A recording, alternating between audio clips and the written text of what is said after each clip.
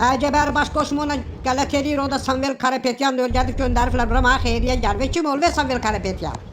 Sülpaşinyan dura Samvel Karapetyan apartırlar. Nə Samvel, nə Koçaryan, nə Sarkisyan, nə Sarsakyan. Fikir ver nəyə? Neçə ildir mən bu sülhlə məşğulam ki, bu cəmaatı aparım, bir yerə çıxardım. Nə qədər qırğınlar olar axı.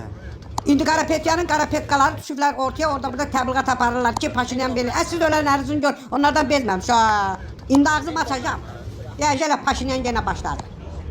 Bunların dərdi sülh deyil, başqa şeydir. Seçiləndən sonra bunları içəri soxmayayım, nə qayrım? Ayark getdi.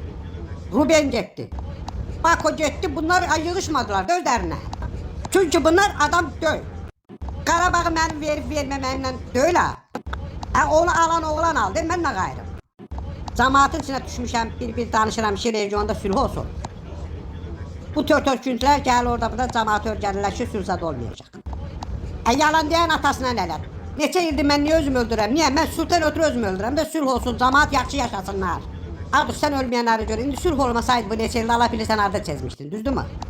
Mən onun bunun tör-töküntüsünə izah eləməkdən inansız özüm tökülüb gedirəm. Gəlin verək əl-ələ bu sülhü yaşadaq. Çünki başqa yolumuz yoxdur. Sülhdən başqa heç nəyin bizə xeyri yoxdur.